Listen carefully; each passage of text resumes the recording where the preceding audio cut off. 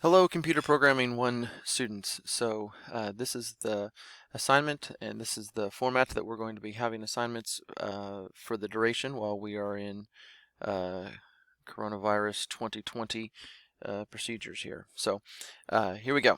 So the assignment is basically every week you have to complete 2 new programming assignments.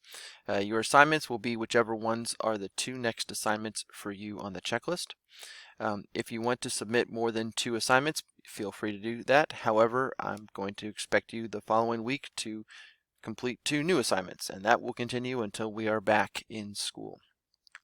I've completely updated the checklist so that if I have already checked your program in person, then that cell is blue.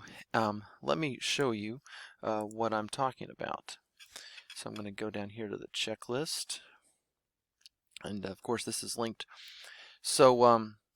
Looking here at 5, Unit 5, so we can see, for instance, Calvin, I have in person checked back before spring break, 5A through 5G.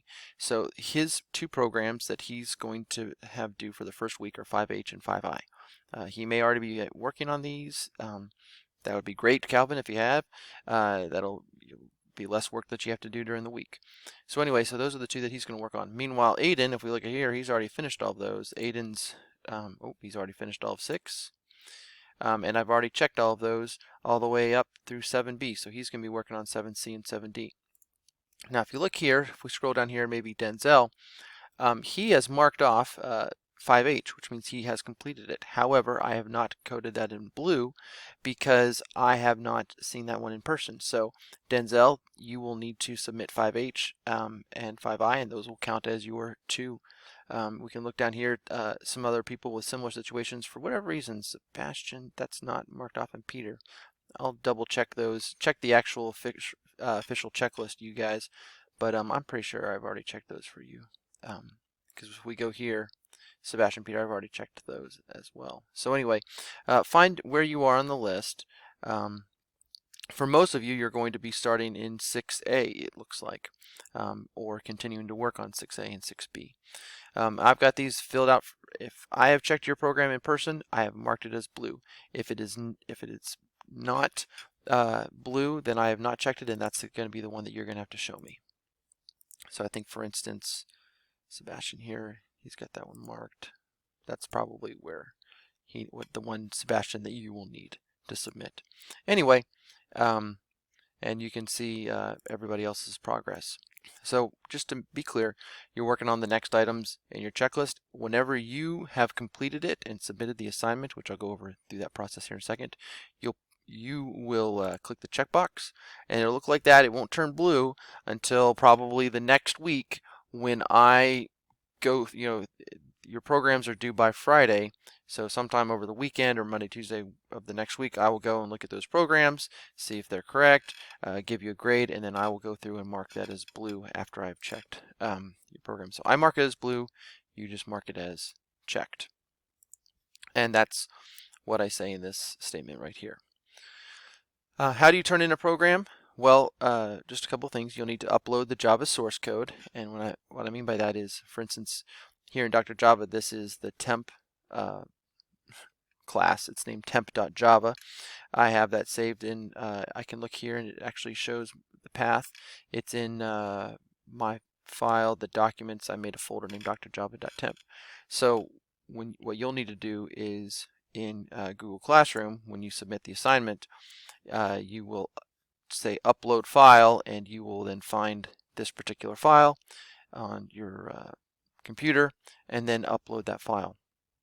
The other thing that I'm going to want you to do is to compile it, run it, and then take a screenshot here of the run. You can do the screenshot of the whole thing, or you can just do a screenshot of this part right down here, the output window pane. And if there's multiple lines, things aren't showing, you can always pull this all the way up. And if you need to maybe take 2 or at most 3 screenshots, if it's more than 3 screenshots, just send me 3.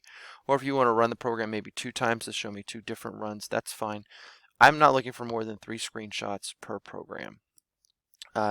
So it either works or it doesn't work. So if you have like test data, want to show 2 different runs, that might be a good good reason why you'd want to show 2 screenshots. So and you'll upload that file as well. So for this particular assignment, you could have, since I'm looking for 2 programs, that's going to be 2 source code plus at least 1 screenshot per program. So we're looking at 4 files that you're going to upload. 2 source codes and 2 screenshots. It may be even more. It might be 6 or up to 8 total files that you upload to this assignment. I'm fine with that. I'll be hanging out here looking at screenshots of programs. Now, if your program doesn't work as intended, you've got some errors and you have spent enough time on it, you've spent at least 30 minutes, maybe even 45 trying to figure it out, that's fine. Especially if you're getting close to the deadline, go ahead and submit your source code anyway. As always, take a screenshot of the error, so you're still going to be submitting those 2 items. The only additional thing in order for you to get some earn back some points is that you will need to attach a Google document on which you describe the problem and what you have done to try to fix it. Okay. You can also consider emailing me before Friday when you have your question. You can attach the relevant files and screenshots, and I might be able to give you some advice. Or we might even be able to schedule like a video chat using Zoom to try to solve the problem together. I really wish that we could be meeting in person with all this, but obviously we can't. So we're going to try to get you to improve your programming skills even when you're away. So there's lots of things online that you can ask people, ask for help and stuff like that, and that's always an option for you. I'm up here most days during this coronavirus thing between 10 o'clock and 2 o'clock. So if that time works for you, if not, we might be able to schedule another time. But if scheduling a meeting or whatever is not going to work, then I still have provided that way of you taking care of that. Okay, so all of those instructions are also there uploaded. Posted another copy of the checklist. I really encourage you to use this time to increase your programming knowledge. If this virus thing has taught us anything, it's that using technology and being able to program and being able to use those tools is definitely the way of the future. Online tools, digital tools, programs, applications, there's just going to be coming more and more of those. So not saying that that's necessarily the best career field, but it's definitely one that's going to be in high demand. And if you're enjoying this programming stuff and want to learn more, take advantage of this time off to learn as much as you can, because there's going to be an ever increasing need for programs and therefore of programmers. All right, well, thanks for sticking around, and stay safe, wash your hands, and submit those programs. Thanks.